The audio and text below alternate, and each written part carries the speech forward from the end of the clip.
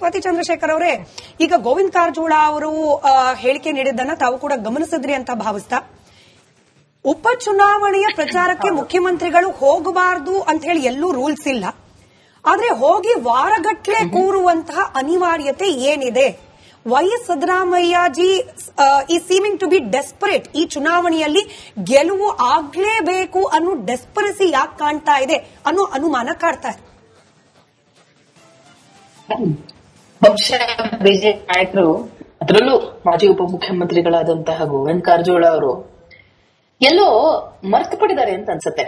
ಕಳೆದ 10-12 ವರ್ಷಗಳಿಂದ ಈ ದೇಶದಲ್ಲಿರುವಂತಹ ಬಿಜೆಪಿ ರೂಢ ಆಡಳಿತ ಪಕ್ಷ, ಅದಕ್ಕೆ ಪ್ರಧಾನಮಂತ್ರಿಗಳಾಗಿರುವಂತಹ ನರೇಂದ್ರ ಮೋದಿ ಅವರು ಅವರ ಫೋಟೋನ ಇಟ್ಕೊಂಡು ಗಲ್ಲಿ ಚುನಾವಣೆಯಿಂದ ಇವರು ದಿಲ್ಲಿ ಚುನಾವಣೆ ತನಕ ಅವರನ್ನ ಕರೆಸಿ ರ್ಯಾಲಿ ಮಾಡಿಸಿ, ಡೆಲ್ಲಿಯಲ್ಲಿ ಒಂದು ದಿನಾನೂ ಇರೋದಕ್ಕೆ ಬಿಡ್ದಿರಾ, ಪಾರ್ಲಿಮೆಂಟ್ ಅಲ್ಲೂ ಕೂಡ ಮಾತಾಡೋದಕ್ಕೆ ಬಿಡ್ದಿರಾ, ಒಂದೇ ಒಂದು ಪ್ರೆಸ್ ಕಾನ್ಫರೆನ್ಸ್ ಕೂಡ ಕಂಡಕ್ಟ್ ಮಾಡಕ್ಕೆ ಅವರಿಗೆ ಪುರ್ಸೊತ್ತಿಲ್ದಿರ ಚುನಾವಣೆ ಪ್ರಚಾರಗಳನ್ನ ನಡೆಸ್ತಾರೆ. ಇವತ್ತಿನ ದಿನ ಸಂಸತ್ ಅಧಿವೇಶನ ನಡೀತು. ನಾನು ನಿಮಗೆ ಆನ್ ರೆಕಾರ್ಡ್ ವಿತ್ ರಿಪೋರ್ಟ್ ನಾನು ಹೇಳ್ತಾ ಇರುವಂತದ್ದು, ಮಾನ್ಯ ಮುಖ್ಯಮಂತ್ರಿಗಳು ಸಂಸತ್ತಿನ ನಮ್ಮ ಅಧಿವೇಶನ ನಡೆದಾಗ ಎಷ್ಟು ದಿನಗಳ ಕಾಲ ಇದ್ರು, ಎಷ್ಟು ಪ್ರಶ್ನೆಗಳಿಗೆ ಉತ್ತರವನ್ನ ಕೊಟ್ರು, ಮತ್ತು ಇಡೀ ಒಂದು ಅಧಿವೇಶನವನ್ನ ಮುಗಿಸಿ ತದನಂತರದಲ್ಲಿ ಅವರು ಬೈ ಎಲೆಕ್ಷನ್ ಅಖಾಡಕ್ಕೆ ಇಳಿದಿದ್ದಂಥದ್ದು. ಆದ್ರೆ ಮಾನ್ಯ ಪ್ರಧಾನಮಂತ್ರಿಗಳು ಎಷ್ಟು ದಿನ ಸಂಸತ್ನಲ್ಲಿದ್ರು, ಎಷ್ಟು ದಿನ ಉತ್ತರಗಳನ್ನ ಕೊಟ್ರು, ಎಷ್ಟು ದಿನ ಪ್ರಚಾರದಲ್ಲಿ ನಿರತರಾಗಿದ್ರು, ಎಲೆಕ್ಷನ್ಸ್ ಅನೌನ್ಸ್ ಆದ್ಮೇಲೆ ಅನ್ನೋದನ್ನ ತಮ್ಮ ವಾಹಿನಿಯ ಮೂಲಕ ತಾವೇ ಒಂದು ರಿಪೋರ್ಟ್ ಅನ್ನ ನಡೆಸಿ, he was not even present for 20% of the parliament session, especially ಈ ಬಜೆಟ್ ಸೆಷನ್ ನಡೆದಾಗ. ಯಾಕೆ? ಪಂಚರಾಜ್ಯ ಚುನಾವಣೆಗಳಿದೆ ಅನ್ನೋ ಒಂದು ಕಾರಣಕ್ಕೆ. ಬೈ ಎಲೆಕ್ಷನ್ ಇದ್ರೆ ಅದು ಬಹಳ ಹಗುರ, ರಾಜ್ಯ ಚುನಾವಣೆಗಳಿದ್ರೆ ಬಹಳ ಏನು ಅದು ಸೀರಿಯಸ್ನೆಸ್ ಬಂದ್ಬಿಡುತ್ತೆ ಅನ್ನುವಂತಹ ಒಂದು ನಿಟ್ಟಿನಲ್ಲಿ ಇವತ್ತಿನ ದಿನ ಗೋವಿಂದ ಕಾರಜೋಳ ಅವರು ಮಾತಾಡ್ತಿದ್ರೆ, ದಯಮಾಡಿ ತಮ್ಮ ಪಕ್ಷದಲ್ಲಿ ತಮ್ಮ ತಟ್ಟೆಯಲ್ಲಿ ಹೆಗಣ ಸತ್ತು ಬಿದ್ದಿದೆ, ಅದನ್ನ ಮೊದಲು ತೆರವುಗೊಳಿಸುವಂತ ಕಾರ್ಯವನ್ನ ಮಾಡಿ ಬೇರೆ ಪಕ್ಷಗಳನ್ನ ಬೆರಳು ತೋರಿಸಿ ಹೇಳುವ ಮುಂಚೆ, ಇದು ಮೊದಲನೇ ವಿಚಾರ. ಅಂಡ್ ಮಾನ್ಯ ಮುಖ್ಯಮಂತ್ರಿಗಳು ಎಸ್ಪೆಷಲಿ ದಾವಣಗೆರೆಯಲ್ಲಿ, ನಾನು ಹೇಳಬೇಕಾಗಿಲ್ಲ ಸ್ಮಿತಾ ಅವರೇ, ನೀವೇ ಒಬ್ಬ ಪತ್ರಕರ್ತರಾಗಿ ಇದನ್ನ ನೋಡಿದಿರಿ, ಅವತ್ತಿನ ದಿನ ಅಲ್ಲಿ ಒಂದು ರಿಪೋರ್ಟ್ ಕೂಡ ಮಾಡಿರುವಂತದ್ದು. 10 ಲಕ್ಷಕ್ಕೂ ಅಧಿಕ ಜನ ಅವರ ಹುಟ್ಟುಹಬ್ಬಕ್ಕೆ 2022ರಲ್ಲಿ ಸೇರಿದಂತದ್ದು. ಜುಲೈ ತಿಂಗಳಲ್ಲಿ ನಾವೆಲ್ಲರೂ ಕೂಡ ರಾಜ್ಯದಲ್ಲಿ ನೋಡಿದೀವಿ, ಬೆಚ್ಚಿ ಬೆರಗಾಗಿದ್ದೀವಿ. ಅರೆ, ಇಂಥ ಒಂದು ಜನನಾಯಕ ನಮ್ಮ ನಾಡಿನಲ್ಲಿ ಹುಟ್ಟಿದ್ರಲ್ಲ ಅಂತ, ನಮ್ಮ ಕಾಂಗ್ರೆಸ್ ಪಕ್ಷದಲ್ಲಿ ಇದಾರಲ್ಲ, ನಮ್ಮನ್ನ ಅವರು ಸಂಘಟಿಸಿದ್ರಲ್ಲ ಅಂತ. ಸೊ ಅಂತವ್ರ ನಾಯಕ ದಾವಣಗೆರೆಗೆ ಬರಬೇಕು ಅನ್ನೋದು ಕೇವಲ ಪಕ್ಷದ ಅಪೇಕ್ಷೆ ಅಲ್ಲ, ಕಾರ್ಯಕರ್ತರ ಅಪೇಕ್ಷೆ ಅಲ್ಲ, ಜನರ ಅಪೇಕ್ಷೆ ಕೂಡ ಹೌದು. ನಮ್ಮ ನಾಯಕರನ್ನ ಮತ್ತೊಮ್ಮೆ ನಾವು ನೋಡಬಹುದು, ಚುನಾವಣಾ ಪ್ರಚಾರದಲ್ಲಿ ಅವರು ಭಾಗಿಯಾಗ್ತಾರೆ ಅನ್ನುವಂಥದ್ದು. ಸೊ ಯಾವುದೇ ಎಲೆಕ್ಷನ್ ನಡೆದಿದ್ರು ಕೂಡ ಸ್ವಾಭಾವಿಕವಾಗಿ ಅಲ್ಲ, 2022ರಲ್ಲಿ ನಡೆದಂತಹ ಬೈ ಎಲೆಕ್ಷನ್ ಇವರದೇ ಸರ್ಕಾರ ಇತ್ತು. ಇಡೀ ಕ್ಯಾಬಿನೆಟ್ ಅನ್ನ ತಗೊಂಡೋಗಿ ಅವರು 3 ಜಾಗಗಳಲ್ಲಿ ಕೂಡಿಸಿದ್ರು, ಅದರಲ್ಲೂ 2ರಲ್ಲಿ ಸೋತ್ರು ಬಿಜೆಪಿ ಅವರು. ಸೊ ಯಾವ ನೈತಿಕ ಹಕ್ಕಿಟ್ಕೊಂಡು ಇವತ್ತಿನ ದಿನ ಅವರು ಮಾನ್ಯ ಮುಖ್ಯಮಂತ್ರಿಗಳು ಯಾಕೆ ನೀವು ಹೇಳಿದ್ದಷ್ಟು ಸರಿಯೇ. ನಾನು ಅದಕ್ಕೆ ಪ್ರಶ್ನೆ ಕೇಳುವಾಗ್ಲೇ ಹೇಳ್ದೆ ಹೋಗಬಾರ್ದು ಅಂತ ಹೇಳಿ ಯಾವ ರೂಲ್ ಬುಕ್ ನಲ್ಲೂ ಇಲ್ಲ ಅಂತ ಹೇಳಿ. ಆದ್ರೆ ಸ್ವಾತಿ ಚಂದ್ರಶೇಖರ್ ಅವರೇ, ಈಗ ಗೋವಿಂದ ಕಾರಜೋಳ ಅವರು ಹೇಳಿಕೆ ನೀಡಿದ್ದನ್ನ ತಾವು ಕೂಡ ಗಮನಿಸಿದ್ರಿ ಅಂತ ಭಾವಿಸ್ತಾ, ಉಪಚುನಾವಣೆಯ ಪ್ರಚಾರಕ್ಕೆ ಮುಖ್ಯಮಂತ್ರಿಗಳು ಹೋಗಬಾರದು ಅಂತ ಹೇಳಿ ಎಲ್ಲೂ ರೂಲ್ಸ್ ಇಲ್ಲ, ಆದ್ರೆ ಹೋಗಿ ವಾರಗಟ್ಲೆ ಕೂರುವಂತಹ ಅನಿವಾರ್ಯತೆ ಏನಿದೆ? ವೈಎಸ್ ಸಿದ್ದರಾಮಯ್ಯಜಿ ಈ ಸೀಮಿಂಗ್ ಟು ಬಿ ಡೆಸ್ಪರೇಟ್, ಈ ಚುನಾವಣೆಯಲ್ಲಿ ಗೆಲುವು ಆಗ್ಲೇಬೇಕು ಅನ್ನೋ ಡೆಸ್ಪರಸಿ ಯಾಕೆ ಕಾಣ್ತಾ ಇದೆ ಅನ್ನೋ ಅನುಮಾನ ಕಾಡ್ತಾ ಇದೆ. ಬಹುಶಃ ಬಿಜೆಪಿ ನಾಯಕರು, ಅದರಲ್ಲೂ ಮಾಜಿ ಉಪಮುಖ್ಯಮಂತ್ರಿಗಳಾದಂತಹ ಗೋವಿಂದ ಕಾರಜೋಳ ಅವರು ಎಲ್ಲೋ ಮರೆತು ಪಡಿದ್ದಾರೆ ಅಂತ ಅನ್ಸುತ್ತೆ. ಕಳೆದ 10-12 ವರ್ಷಗಳಿಂದ ಈ ದೇಶದಲ್ಲಿರುವಂತಹ ಬಿಜೆಪಿ ರೂಢ ಆಡಳಿತ ಪಕ್ಷ, ಅದಕ್ಕೆ ಪ್ರಧಾನಮಂತ್ರಿಗಳಾಗಿರುವಂತಹ ನರೇಂದ್ರ ಮೋದಿ ಅವರು ಅವರ ಫೋಟೋನ ಇಟ್ಕೊಂಡು ಗಲ್ಲಿ ಚುನಾವಣೆಯಿಂದ ಇವರು ದಿಲ್ಲಿ ಚುನಾವಣೆ ತನಕ ಅವರನ್ನ ಕರೆಸಿ ರ್ಯಾಲಿ ಮಾಡಿಸಿ, ಡೆಲ್ಲಿಯಲ್ಲಿ ಒಂದು ದಿನಾನೂ ಇರೋದಕ್ಕೆ ಬಿಡ್ದಿರಾ, ಪಾರ್ಲಿಮೆಂಟ್ ಅಲ್ಲೂ ಕೂಡ ಮಾತಾಡೋದಕ್ಕೆ ಬಿಡ್ದಿರಾ, ಒಂದೇ ಒಂದು ಪ್ರೆಸ್ ಕಾನ್ಫರೆನ್ಸ್ ಕೂಡ ಕಂಡಕ್ಟ್ ಮಾಡಕ್ಕೆ ಅವರಿಗೆ ಪುರ್ಸೊತ್ತಿಲ್ದಿರ ಚುನಾವಣೆ ಪ್ರಚಾರಗಳನ್ನ ನಡೆಸ್ತಾರೆ. ಇವತ್ತಿನ ದಿನ ಸಂಸತ್ ಅಧಿವೇಶನ ನಡೀತು.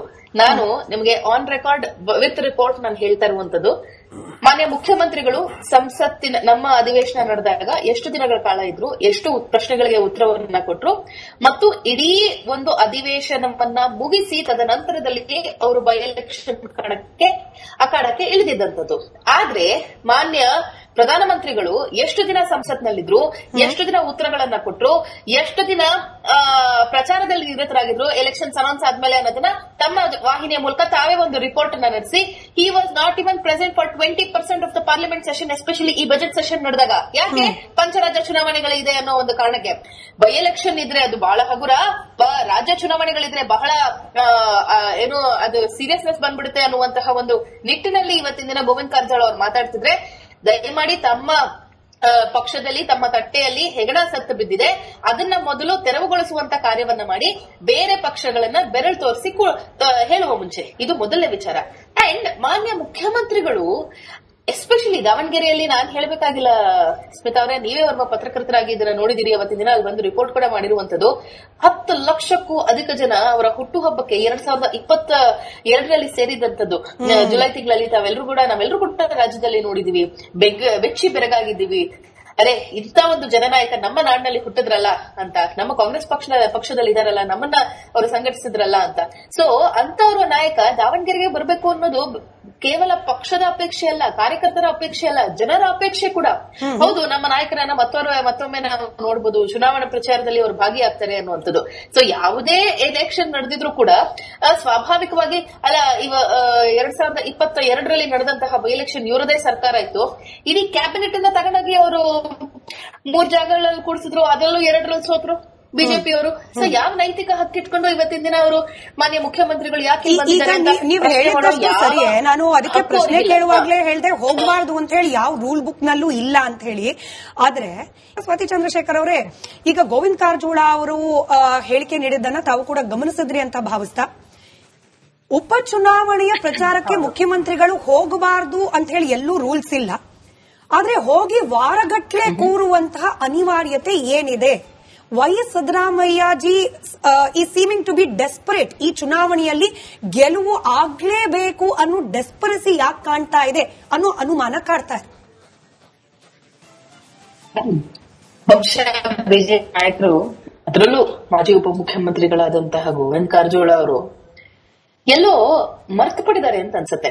ಕಳೆದ 10-12 ವರ್ಷಗಳಿಂದ ಈ ದೇಶದಲ್ಲಿರುವಂತಹ ಬಿಜೆಪಿ ರೂಢ ಆಡಳಿತ ಪಕ್ಷ, ಅದಕ್ಕೆ ಪ್ರಧಾನಮಂತ್ರಿಗಳಾಗಿರುವಂತಹ ನರೇಂದ್ರ ಮೋದಿ ಅವರು ಅವರ ಫೋಟೋನ ಇಟ್ಕೊಂಡು ಗಲ್ಲಿ ಚುನಾವಣೆಯಿಂದ ಇವರು ದಿಲ್ಲಿ ಚುನಾವಣೆ ತನಕ ಅವರನ್ನ ಕರೆಸಿ ರ್ಯಾಲಿ ಮಾಡಿಸಿ, ಡೆಲ್ಲಿಯಲ್ಲಿ ಒಂದು ದಿನಾನೂ ಇರೋದಕ್ಕೆ ಬಿಡ್ದಿರಾ, ಪಾರ್ಲಿಮೆಂಟ್ ಅಲ್ಲೂ ಕೂಡ ಮಾತಾಡೋದಕ್ಕೆ ಬಿಡ್ದಿರಾ, ಒಂದೇ ಒಂದು ಪ್ರೆಸ್ ಕಾನ್ಫರೆನ್ಸ್ ಕೂಡ ಕಂಡಕ್ಟ್ ಮಾಡಕ್ಕೆ ಅವರಿಗೆ ಪುರ್ಸೊತ್ತಿಲ್ದಿರ ಚುನಾವಣೆ ಪ್ರಚಾರಗಳನ್ನ ನಡೆಸ್ತಾರೆ. ಇವತ್ತಿನ ದಿನ ಸಂಸತ್ ಅಧಿವೇಶನ ನಡೀತು. ನಾನು ನಿಮಗೆ ಆನ್ ರೆಕಾರ್ಡ್ ವಿತ್ ರಿಪೋರ್ಟ್ ನಾನು ಹೇಳ್ತಾ ಇರುವಂತದ್ದು, ಮಾನ್ಯ ಮುಖ್ಯಮಂತ್ರಿಗಳು ಸಂಸತ್ತಿನ ನಮ್ಮ ಅಧಿವೇಶನ ನಡೆದಾಗ ಎಷ್ಟು ದಿನಗಳ ಕಾಲ ಇದ್ರು, ಎಷ್ಟು ಪ್ರಶ್ನೆಗಳಿಗೆ ಉತ್ತರವನ್ನ ಕೊಟ್ರು, ಮತ್ತು ಇಡೀ ಒಂದು ಅಧಿವೇಶನವನ್ನ ಮುಗಿಸಿ ತದನಂತರದಲ್ಲಿ ಅವರು ಬೈ ಎಲೆಕ್ಷನ್ ಅಖಾಡಕ್ಕೆ ಇಳಿದಿದ್ದಂಥದ್ದು. ಆದ್ರೆ ಮಾನ್ಯ ಪ್ರಧಾನಮಂತ್ರಿಗಳು ಎಷ್ಟು ದಿನ ಸಂಸತ್ನಲ್ಲಿದ್ರು, ಎಷ್ಟು ದಿನ ಉತ್ತರಗಳನ್ನ ಕೊಟ್ರು, ಎಷ್ಟು ದಿನ ಪ್ರಚಾರದಲ್ಲಿ ನಿರತರಾಗಿದ್ರು ಎಲೆಕ್ಷನ್ಸ್ ಅನೌನ್ಸ್ ಆದ್ಮೇಲೆ ಅನ್ನೋದನ್ನ ತಮ್ಮ ವಾಹಿನಿಯ ಮೂಲಕ ತಾವೇ ಒಂದು ರಿಪೋರ್ಟ್ ಅನ್ನ ನಡೆಸಿ he was not even present for 20% of the parliament session, especially ಈ ಬಜೆಟ್ ಸೆಷನ್ ನಡೆದಾಗ. ಯಾಕೆ? ಪಂಚರಾಜ್ಯ ಚುನಾವಣೆಗಳಿದೆ ಅನ್ನೋ ಒಂದು ಕಾರಣಕ್ಕೆ. ಬೈ ಎಲೆಕ್ಷನ್ ಇದ್ರೆ ಅದು ಬಹಳ ಹಗುರ, ರಾಜ್ಯ ಚುನಾವಣೆಗಳಿದ್ರೆ ಬಹಳ ಏನು ಅದು ಸೀರಿಯಸ್ನೆಸ್ ಬಂದ್ಬಿಡುತ್ತೆ ಅನ್ನುವಂತಹ ಒಂದು ನಿಟ್ಟಿನಲ್ಲಿ ಇವತ್ತಿನ ದಿನ ಗೋವಿಂದ ಕಾರಜೋಳ ಅವರು ಮಾತಾಡ್ತಿದ್ರೆ, ದಯಮಾಡಿ ತಮ್ಮ ಪಕ್ಷದಲ್ಲಿ ತಮ್ಮ ತಟ್ಟೆಯಲ್ಲಿ ಹೆಗಣ ಸತ್ತು ಬಿದ್ದಿದೆ, ಅದನ್ನ ಮೊದಲು ತೆರವುಗೊಳಿಸುವಂತ ಕಾರ್ಯವನ್ನ ಮಾಡಿ ಬೇರೆ ಪಕ್ಷಗಳನ್ನ ಬೆರಳು ತೋರಿಸಿ ಹೇಳುವ ಮುಂಚೆ ಇದು ಮೊದಲನೇ ವಿಚಾರ.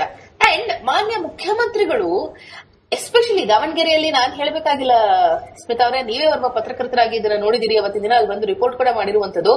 10 ಲಕ್ಷಕ್ಕೂ ಅಧಿಕ ಜನ ಅವರ ಹುಟ್ಟುಹಬ್ಬಕ್ಕೆ 2022ರಲ್ಲಿ ಸೇರಿದಂತದ್ದು. ಜುಲೈ ತಿಂಗಳಲ್ಲಿ ನಾವೆಲ್ಲರೂ ಕೂಡ ರಾಜ್ಯದಲ್ಲಿ ನೋಡಿದೀವಿ, ಬೆಚ್ಚಿ ಬೆರಗಾಗಿದ್ದೀವಿ. ಅರೆ, ಇಂಥ ಒಂದು ಜನನಾಯಕ ನಮ್ಮ ನಾಡಿನಲ್ಲಿ ಹುಟ್ಟಿದ್ರಲ್ಲ ಅಂತ, ನಮ್ಮ ಕಾಂಗ್ರೆಸ್ ಪಕ್ಷದಲ್ಲಿ ಇದಾರಲ್ಲ, ನಮ್ಮನ್ನ ಅವರು ಸಂಘಟಿಸಿದ್ರಲ್ಲ ಅಂತ. ಸೊ ಅಂತವ್ರ ನಾಯಕ ದಾವಣಗೆರೆಗೆ ಬರಬೇಕು ಅನ್ನೋದು ಕೇವಲ ಪಕ್ಷದ ಅಪೇಕ್ಷೆ ಅಲ್ಲ, ಕಾರ್ಯಕರ್ತರ ಅಪೇಕ್ಷೆ ಅಲ್ಲ, ಜನರ ಅಪೇಕ್ಷೆ ಕೂಡ. ಹೌದು, ನಮ್ಮ ನಾಯಕರನ್ನ ಮತ್ತೊಮ್ಮೆ ನಾವು ನೋಡಬಹುದು, ಚುನಾವಣಾ ಪ್ರಚಾರದಲ್ಲಿ ಅವರು ಭಾಗಿಯಾಗ್ತಾರೆ ಅನ್ನುವಂಥದ್ದು.